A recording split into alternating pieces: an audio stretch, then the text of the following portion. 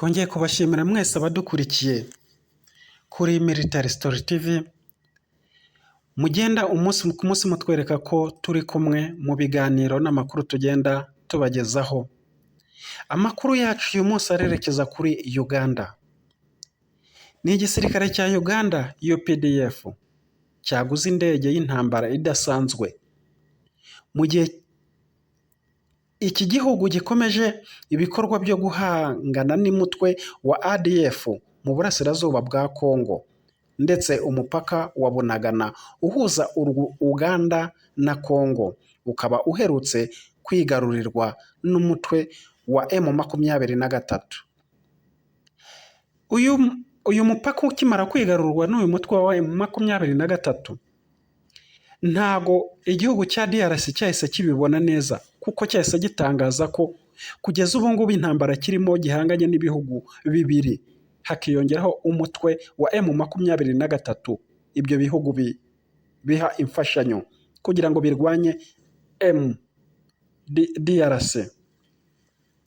Ibyo bihugu DRC yavugaga nta bindi ni Kongo n'u Rwanda.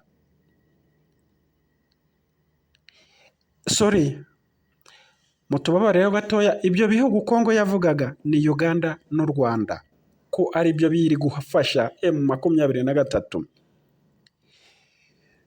Kandi DRC yahise ihagarika amasezerano yose yari ifitanye na Uganda ajyanye n'imikoranire mu bya gisirikare, ko bari barasinyanye amasezerano ko igisirikare cyombi kigiye gushyira hamwe mu gufatanya mu kurwanya uyu mutwe wa ADF urwanya Uganda, kandi ukaba ukomeje kuyogoza ibice na bimwe no kuhitana abaturage mu ntara ya Ituri muri Repubulika Iharanira Demokarasi ya Kongo.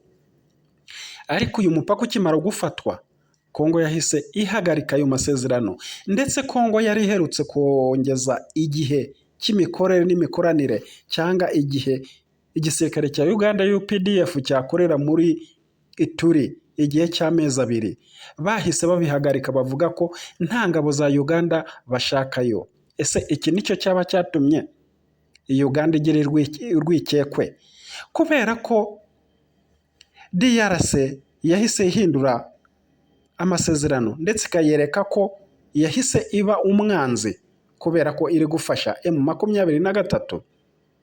Ese Uganda ikaba yaguze iyi ndege kubera ko amakuru dufite kugeza na n'ubu DRC iracyari mu biganiro cyangwa se kureba uko yavugana n'ibihugu bimwe na bimwe bishobora kuza kuyitera inkunga nka South Africa, aho mu minsi ishize yari iherutse kugirana ibiganiro na igihugu cy'Uburusiya.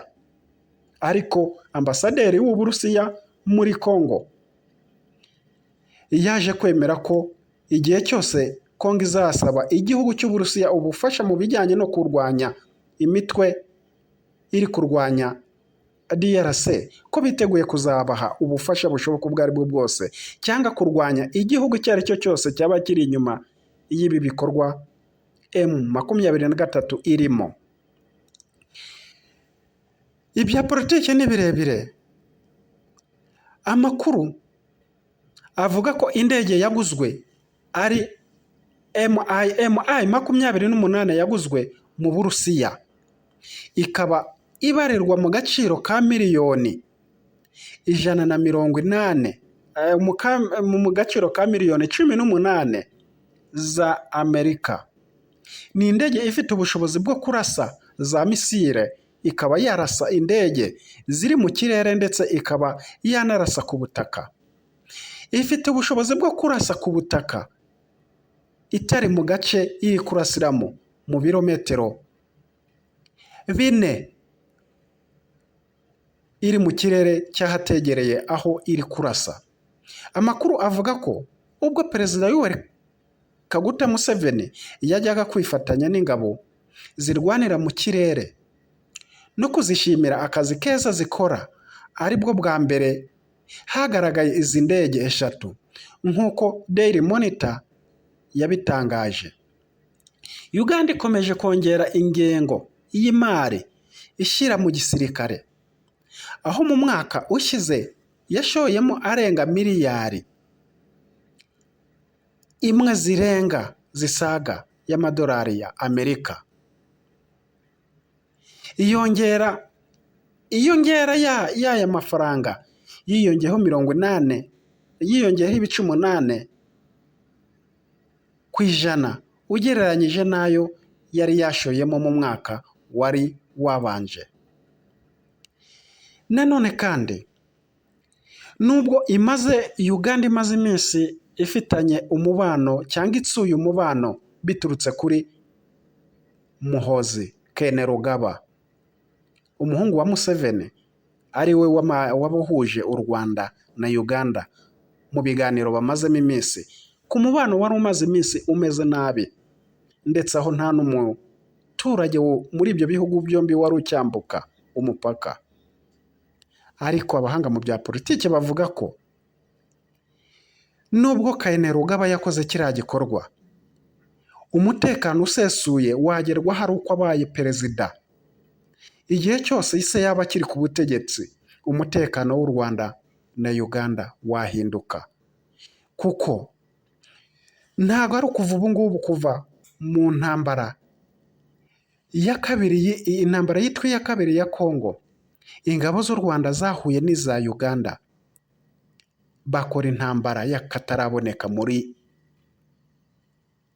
Kisangani. Akaba ari cyo kintu umubano wakomeje kugenda nabi kugeza ubwo muri 2003 na n'ubundi umubano wari ukimeze nabi, ubwo ibihugu byombi byashaka noneho gushyira intambara mu bikorwa, biza kongera kujya mu biganiro, intambara irahagarara. Nanone ubwo muri uyu mwaka